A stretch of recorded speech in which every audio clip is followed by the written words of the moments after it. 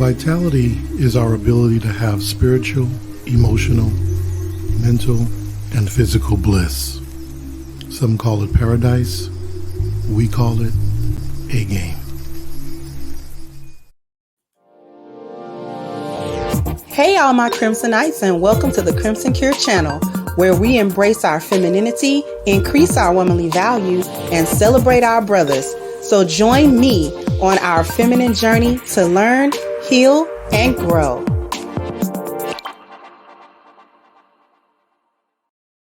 Hey there, my Crimsonites, and welcome to the Crimson Cure channel. I'm your host, femininity coach, and author of the Crimson Cure, and this is my perspective. So I wanted to come and talk to you today about that I don't need a man situation that Black women are always ad nauseum trying to convince everybody that they don't need men. And I found a clip of a woman trying to really explain that. And it was so many people in the comment section that agreed with what she was talking about. And they don't understand. Nobody understands it. Everybody's drank that Kool-Aid. So now you can't get it out of Black women's heads. And, and every time they try to explain it, they try to justify it. And it sounds like it makes sense and it don't make no sense. So I just want you to hear what her explanation was for this. And then we're going to come back and we're going to really cook how stupid this is. So here we go.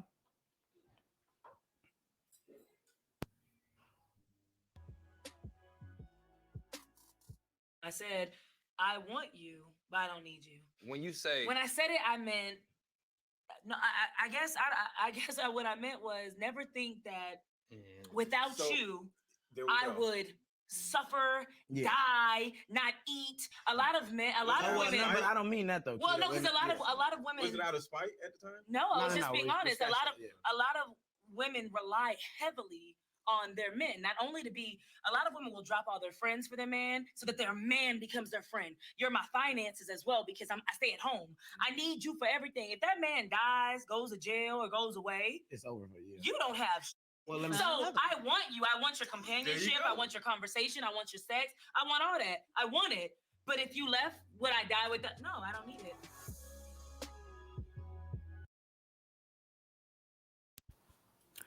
Okay. So we heard that explanation, and she swore she was saying a word. She really thought she was eating when she was saying that, and it's stupid. It's stupid. And we do not need our young Black women really buying into this stupidity, because this has not helped any generation of Black women. As soon as they picked that up, everything went to crap. Okay? Black families went to crap. The community went to crap. Kids went to crap. Women were single. Women were lonely and bitter. The men were displaced. See, that hasn't helped anybody. That I don't need you, but and then trying to cover it up with I want you and blah. Like, don't nobody want to hear that. Okay? She's talking about, and they have to go to extremes when they talk about stuff, because she's saying, well, I'm not going to suffer. I'm not going to die. I'm not going to not eat. I'm not going to, like, nobody's even really saying that. Nobody's actually talking about that. What she's trying to convince herself and men of, and this is what feminism try to convince women, and it try to convince men of this thing, that women have outgrown, or that women have evolved into people who do not need a man's provision, his problem solving, his protection, or his procreation. That somehow, some way, women have, like I said, evolved into not needing these things, because we live in a modern society where she can go get a minimum wage job. Okay?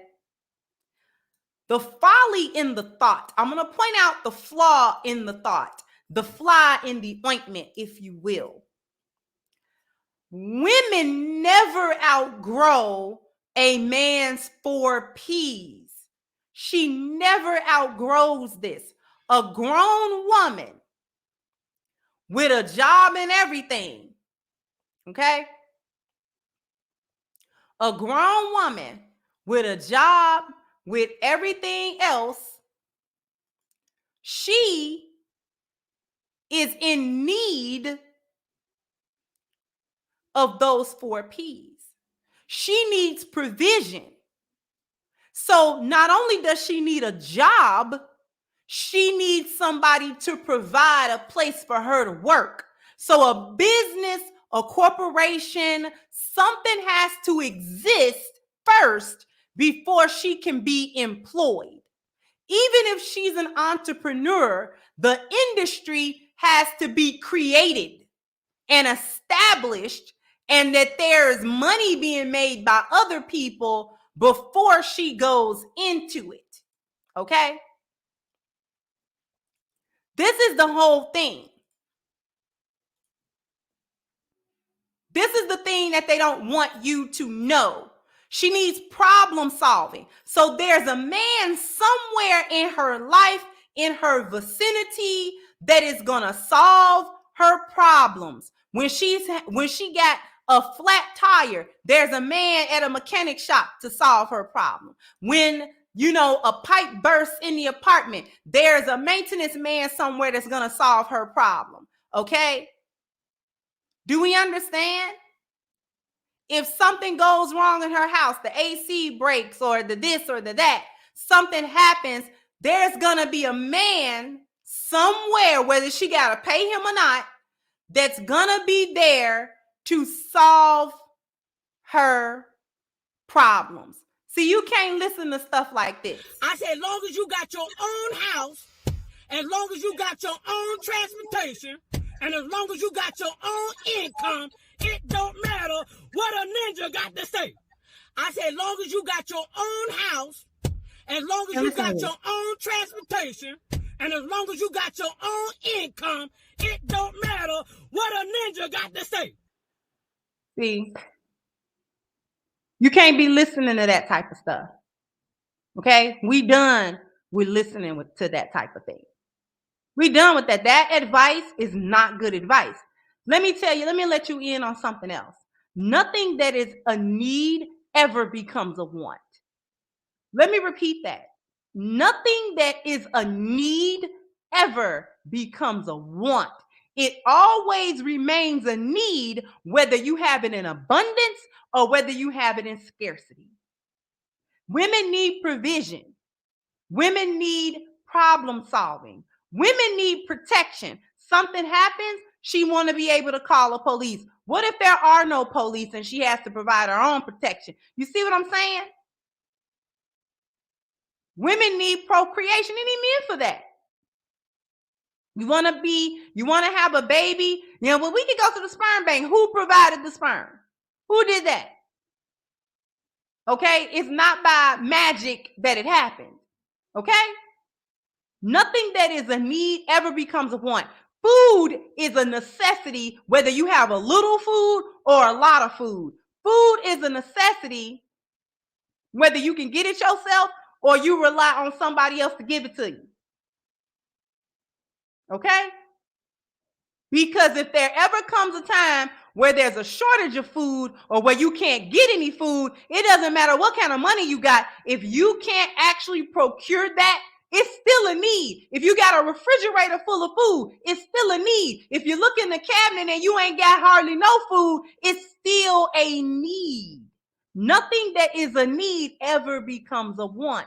And women always have needed the 4 P's that men provide, whether he was her father, uncles, brothers, husband, or whether they needed from the society that men build. Women always need it, because without it, she can't operate.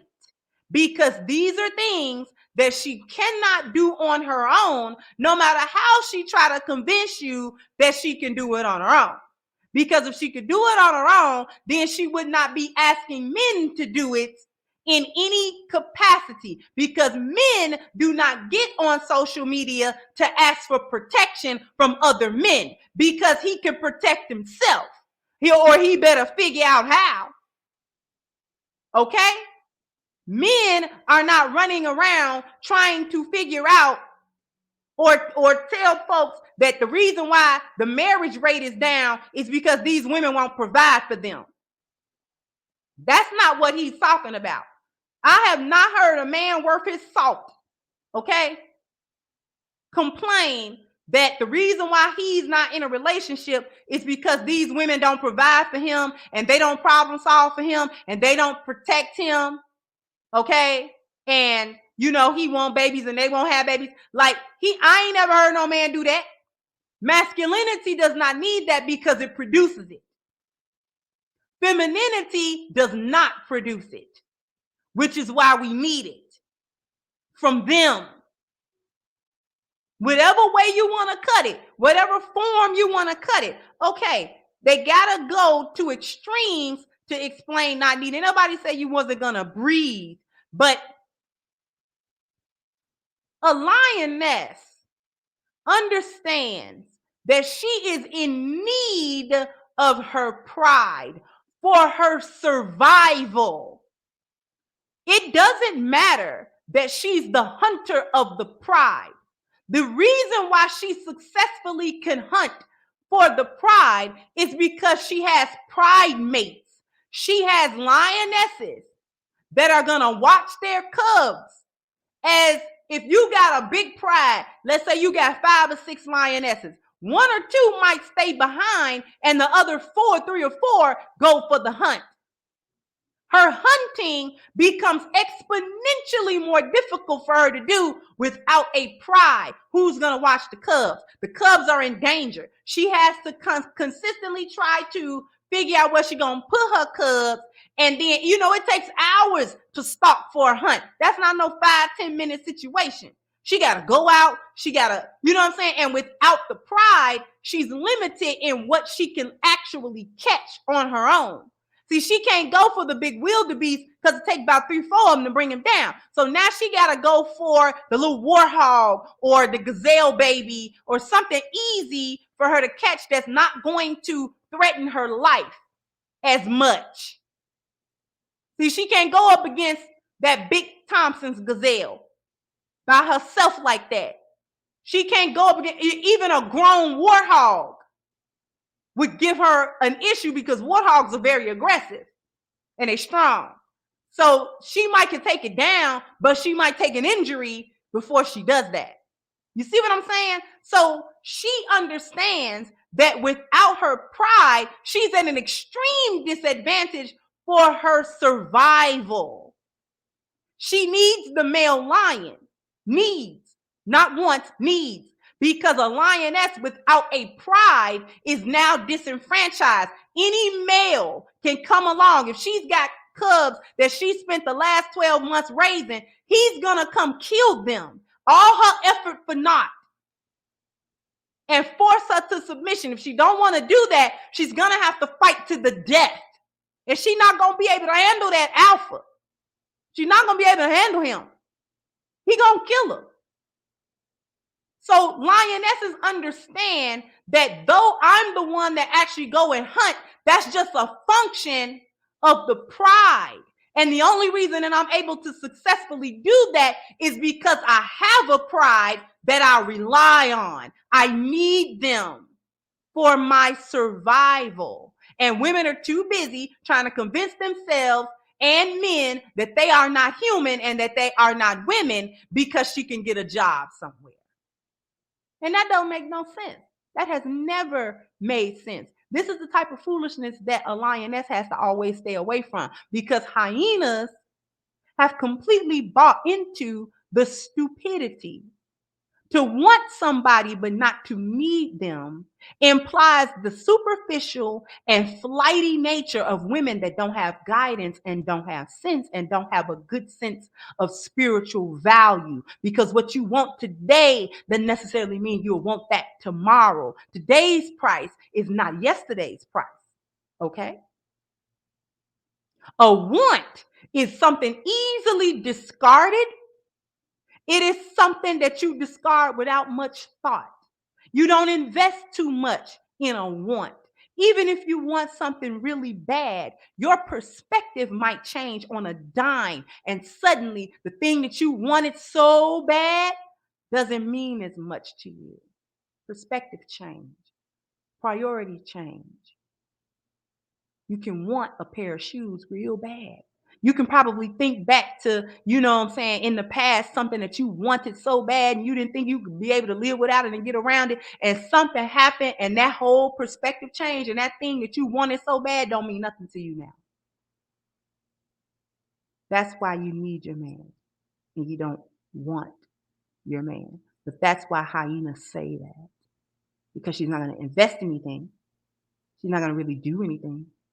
She'll discard you tomorrow, which is why 80% of the divorces are done by women, because she wants you. She doesn't need you, quote unquote.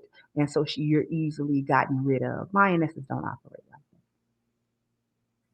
But before we sign off, I want to bring everybody's attention to the petition we have against Black Lives Matter. We are well on our way to 8,000 signatures, and I could not be happier. Okay, so please, if you want to be a part of holding Black Lives Matter accountable for the more than $90 million theft that they committed on the Black community, please go down into the description box, hit the link for the petition, sign, share, and contribute to it. Also, jump down in the comment section. Let me know what you think. Like, share, subscribe to the channel if you have not. Once again, I'm your host, The Crimson Cure, and this was my perspective. Bye-bye, Crimsonites. Hey guys, please like, share, and subscribe to the channel and hit the notification bell. And if you've got more to say on the topic, leave a comment down below. Also, don't forget to support our sponsor, who so graciously supports this channel by clicking the description box and the link for A-Game at agameherbal.com. You can go ahead and get a 10% discount off of your next purchase using the code Kendra10. This has been yet another Crimson Cure production, and I'll catch you guys on the next one.